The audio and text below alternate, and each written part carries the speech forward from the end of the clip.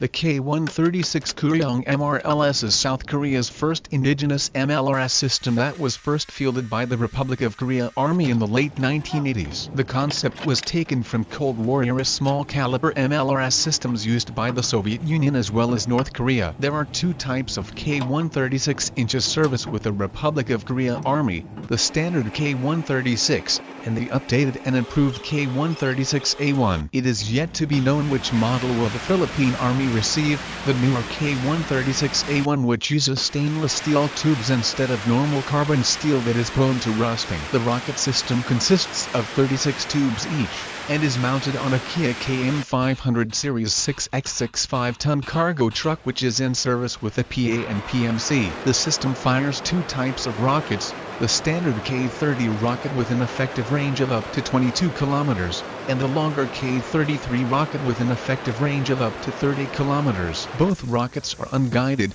and could either have high-explosive HE warheads, or a fragmentation high-explosive which has around 16,000 steel balls. The system can be configured to fire single rounds, as well as partial or full salvo. The Philippine Army PA has always been longing to have multiple launch rocket systems MLRS in its inventory, as it found such system to be good in providing large amounts of projectiles fired at the same time at a specific area. Such concentration of firepower can only be achieved by either large numbers of gun-based artillery systems firing together. During previous Balakitan joint military exercises with the U.S. military, the U.S. Army displayed the firepower capabilities of the M142 High Mobility Artillery Rocket System, or HIMARS, to the Philippine military top brass. While the Philippine Army wanted such system in its inventory, the unit price is very much beyond their budget for modernization or asset acquisition. Thus HIMARS remains a dream that the PA hopes to one day have.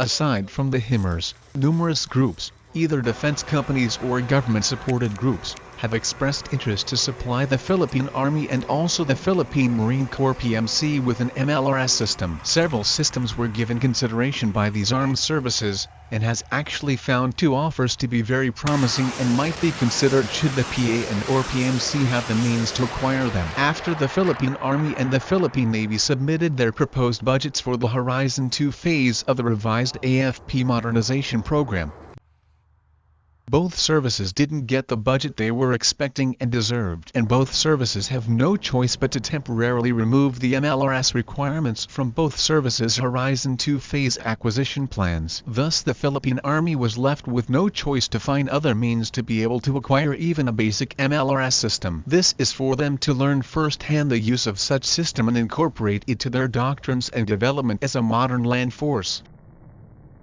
Should the Philippine Army and even the PMC find the system suited for their needs and cost considerations, there is a possibility for both services to acquire more systems in the near future.